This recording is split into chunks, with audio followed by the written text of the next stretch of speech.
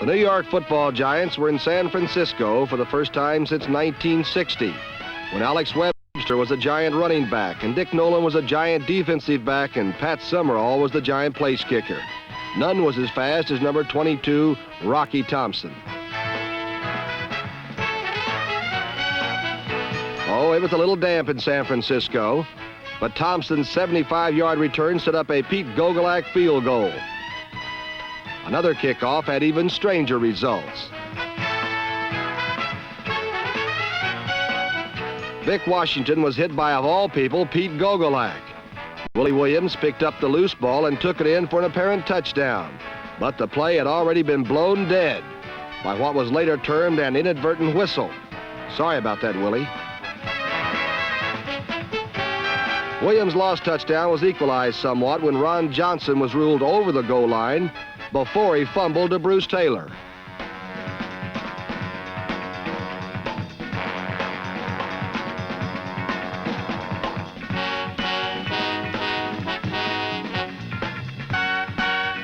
In all, there were 8 official fumbles in the game. This one from Charlie Evans to Johnny Fuller set up a 49er field goal.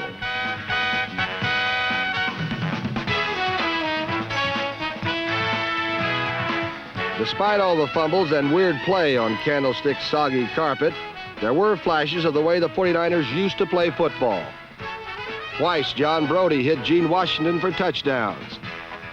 Washington now has totaled more than 3,000 yards and receptions in just over 3 years in the league. The sun came out for Brodie's second touchdown pass, and everything looked rosy for the 49ers, who led 17-13 with 6.5 minutes left to play. Pete Gogolak's third field goal cut the lead to 1 point, and then came the biggest play of the game. 49er receiver Preston Riley fell down, and Giant cornerback Pete Athas had an easy interception.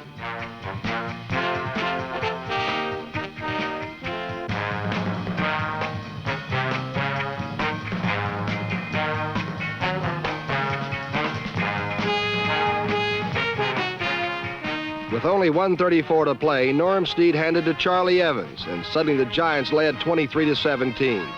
Alex Webster, Dick Nolan, Pat Summerall, and all those guys I used to play against would have known how to celebrate a big win.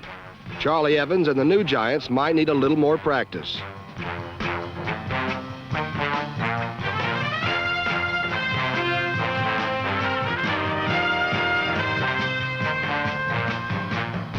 With only 38 seconds left, Brodie dropped back to pass for the last time.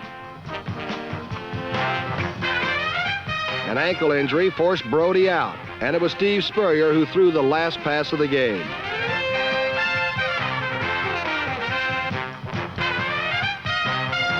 Pete Athas had his second interception and the only 2 in the game.